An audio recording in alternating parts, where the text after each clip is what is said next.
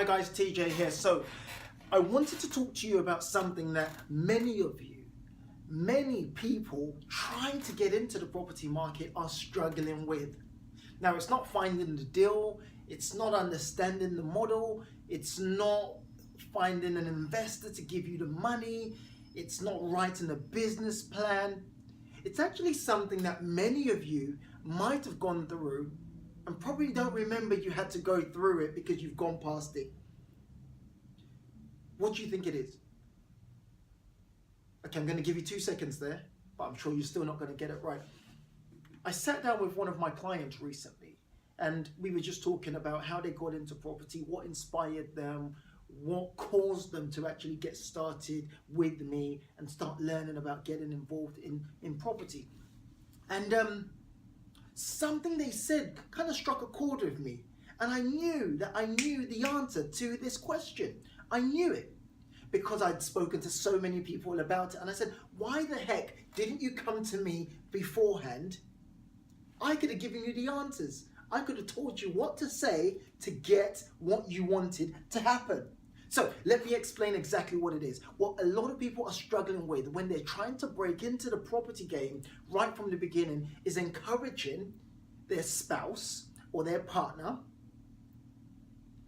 to support them on the journey. So I have 4 simple points here that you can use, that you can preach, that you can pretty much explain to your spouse or your partner to encourage them to support you on your journey. Now, before I go into those 4 points, I have to put my hand up and say, some of you are going to be people like me. We've tried everything. We've sold everything. We've got these crazy business ideas every single day, and our spouses and our partners are tired of them. So some of you are going to face that struggle because you have to work on encouraging someone by saying, hey, babe, hey, hun, well, I know I've got a different idea every single day. I know I've spent some money on this and this and it hasn't happened. But hey, babe, this is the one. So you guys, I can't help you deal with that because that's what you've created in your household or in your relationship. But what I can do is say, let's say you've got over that side, or let's say, you've got a relatively supportive spouse that's happy to listen to your ideas. So number 1, and I've got them written down here. The first thing you need to do in order to encourage any person or any spouse or partner to work with you or support your journey is to show them that you have done tons and tons of research. Look, no one is going to buy into an idea if it's just an idea. If you can't show them that you spent time and countless hours and you spent all your waking hours obsessing over this new thing, no one is going to buy into the idea. I want you to think about this, for example. Now, I know some of your wives and some of your husbands are not as scary as the guys on Dragon's Den, but I want you to kind of envisage that you want to get into property, so you want to pitch your idea to your spouse or your partner. So imagine you're walking straight into the Dragon's Den. The first thing that they're going to say to you is, what research? What do you know about the market?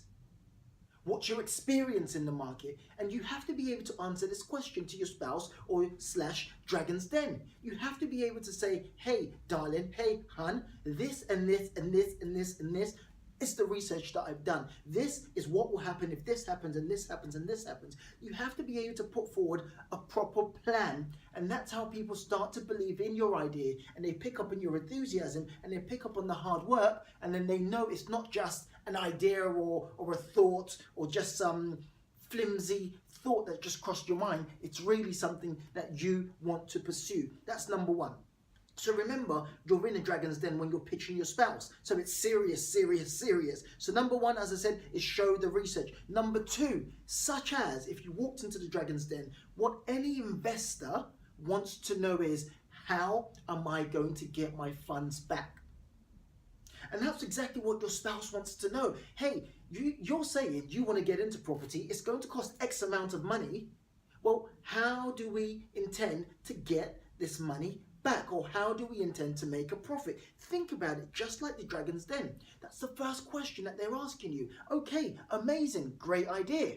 So if I was to give you the money, if I was to give you my support, how am I confident that we are not going to lose our money? Or how am I confident that we are going to make a profit? So just like any smart entrepreneur, you should always have at least 1, if not 2, in some cases 3 exit strategies.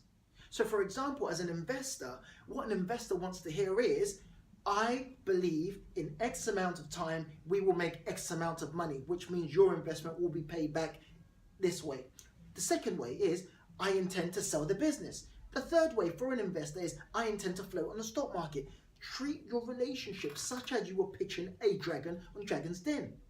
That way, when you're speaking to your spouse or your partner, you're able to categorize and put into place what they want to hear, which is, if we go into this investment, if we start doing this business, if we look at rent to rent, if we look at service accommodation, if we do this or we do this, I need to get 1 unit, therefore our initial cost is brought back in 6 months. If I need to go into deal packaging, then I need to sell 2 or 3 deals a month to replace my income. These are the kind of things you have to put in place if you want to encourage someone to take you serious or to support your dream. Number 3, this is a mistake a lot of people make.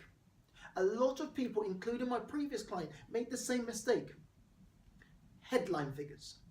When you're speaking to an investor, you never give them best case scenarios.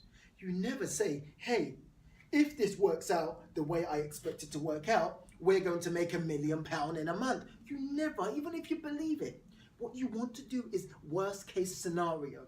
Now, if the deal works at worst case scenario, if your spouse or your partner understands that at worst case scenario, this is what's going to happen, and they are happy with that, then imagine how jubilated or how happy they're going to be when you exceed their expectations. So always give realistic figures, nothing exaggerated. Give them the real figures. If you believe you're going to make £500 a month, and you know your spouse or your partner wants to make £3,000 a month, then don't make it up and say, hey, we only need 3 deals to do so. Tell them we're going to need 6 deals. So that's 1, 2, and 3. Now my bonus, this is the most important part. So remember, number 1 is how you would behave in a Dragon's Den. So you would show that you and demonstrate that you've got a lot of experience, or you've learned a lot of things and you're confident about the model. Number 2, exit strategies. If things go well, this is how we get out. If things go bad, this is how we get out. Always have an exit strategy, regardless of how amazing the proposition is. Number 3, realistic figures. Quote realistic figures, nothing so exciting. Don't follow the headline figures. Don't follow what the gurus, including what people like me say. Don't follow it. Do your own research, because it's your relationship. And if things go wrong, you're the one that has to lie in bed with that partner, and stay in the same living room as that same partner. So number 4, before I round off today, is bring your partner on the journey. Include them in the journey. As part of your research, include them in the journey. Now, remember I said number 1, make sure you've done some research. As part of your further research, get them involved in it. But what you want to do, and this will always, always help you encourage your partner to get involved and support your journey, is take them to networking meetings and events. Drag them along. Every single person's partner, just for the sake of love, is going to follow you to an event if you beg them and say, hey, listen, this is something I want to take serious. Come with me to 1 or 2 or 3 events, and let the experts do the hard work of selling the idea to your partner.